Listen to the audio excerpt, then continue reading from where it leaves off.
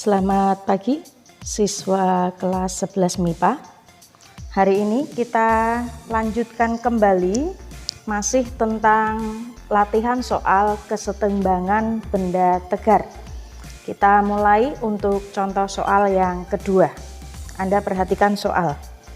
Batang AB homogen dengan berat 100 Newton digantungkan pada tali seperti gambar berikut. Jika ujung B digantungi beban seberat 30 Newton, maka besar tegangan tali ketika batang setimbang adalah titik-titik. Kembali saya ingatkan, langkah awal Anda harus menggambar diagram gaya terlebih dahulu. Ya, perhatikan batang AB homogen dengan berat 100 Newton.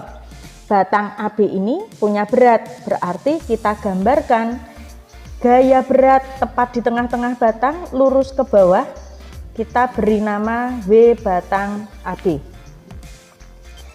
Kemudian ujung B digantungi beban seberat 30 Newton. Berarti di titik B ini ada gaya berat punyanya beban. Ya, kita beri nama WB. Kemudian batang ini ya digantungkan pada tali, berarti ada gaya tegangan tali di sini. Di mana letak talinya? Ini. Berarti tegangan tali bekerja pada sepanjang tali ini.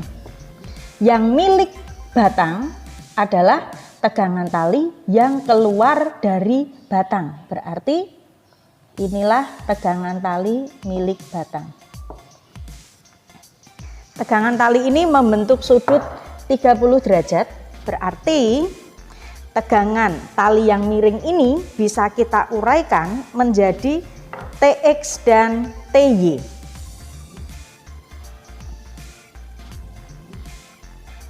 Ini ada TY, kemudian kalau kita tarik ke sini, maka ini ada TX. Maaf ya, keliru. Yang mendatar itu X, yang tegak itu Y. Oke. Nah, kemudian apabila betul-betul kita praktekkan, batang kita buat sejajar seperti gambar ini. Kemudian di sini ada tali. Ketika digantungi beban, maka posisi batang AB ini pasti akan sedikit bergerak. Jadi posisi mendatar itu ketika diikat dengan tali, tapi ketika diberi beban pasti batang ini akan sedikit tertarik ke bawah. Nah, sedikit tertarik ke bawahnya ini kita sebut sebagai gaya engsel. Di mana letak gaya engselnya? Di titik A ini. Ya, jadi ketika diberi beban, batang AB posisi B ini akan sedikit turun, tetapi yang A ini akan tetap, sehingga bisa kita katakan di sini ada gaya engsel. Berapa nilainya kita belum tahu, ya. Boleh juga kita gambarkan di sini karena ini adalah titik A.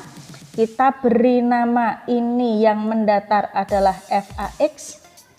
Kelihatan enggak nih warna kuning? Oke, kelihatannya kok agak kurang jelas ya. Saya ganti warna saja. Di sini saya ulangi FAX. Kemudian karena akan sedikit tertarik ke bawah, berarti FAY-nya ke bawah, seperti ini. Tapi ingat, kita belum tahu nilainya. Nah, setelah diagram gaya jadi seperti yang sudah saya gambarkan, sekarang kita tuliskan besaran-besaran yang ada. Ada keterangan WAB, dalam soal sudah dikatakan nilainya 100 Newton. Kemudian W beban di titik B ya, nilainya 30 Newton. Yang ditanyakan adalah tegangan tali. Nah, ingat untuk kesetimbangan benda tegar, penyelesaiannya adalah menggunakan persamaan sigma tau sama dengan 0. Ingat, kemarin di contoh soal yang pertama saya sudah mengatakan sigma tau sama dengan 0 ini berlaku di sepanjang batang. Dimanapun poros kita letakkan, tetap nilainya akan sama dengan sigma tau sama dengan 0. Tapi ingat, kita pilih titik yang paling menguntungkan, yaitu titik di mana kita belum tahu nilai gaya yang bekerja pada titik tersebut. Nah, di sini WAB sudah ada, WB sudah ada, yang kita nggak punya adalah tegangan tali dan gaya engsel. Ingat, tegangan tali itu yang ditanyakan, jadi jangan pilih titik B sebagai poros, ya. Kita pilih titik A sebagai poros. Mengapa titik A? Karena kita nggak tahu nilai gaya engselnya, FAX, FAY-nya berapa.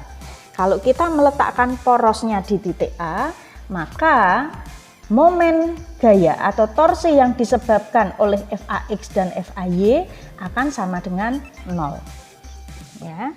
Nah, apabila kita pakai persamaan sigma tau A sama dengan 0, perhatikan gaya-gaya yang punya nilai momen yang harus kita perhitungkan adalah yang pertama, ya, ini tadi sudah saya sampaikan, FAX, FAY torsinya akan sama dengan 0, berarti nanti yang kita hitung adalah torsi yang disebabkan oleh WAB, torsi yang disebabkan oleh WB, dan untuk tegangan tali sebetulnya adalah torsi yang disebabkan oleh tegangan tali.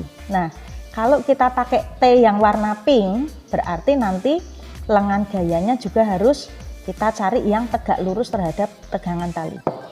Jadi, karena tegangan tali bisa diuraikan menjadi TX dan TY, maka kita pilih saja gaya yang tegak lurus terhadap batang, yaitu TY.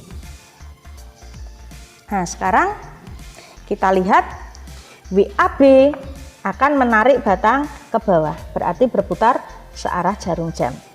WB juga akan menyebabkan batang berputar searah jarum jam, berarti nanti WAB dan WB berada di posisi tempat yang sama.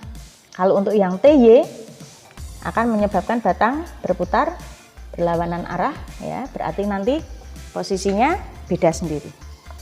Maka persamaan sigma tau A sama dengan 0 kita nyatakan dalam bentuk TY kali lengan gaya TY harus sama dengan WAB kali lengan gaya AB, ya, ditambah WB kali lengan gaya B. Kita masukkan nilainya. TY, perhatikan TY nggak diajak bikin sudut 30 derajat. Berarti TY adalah T sin 30 derajat.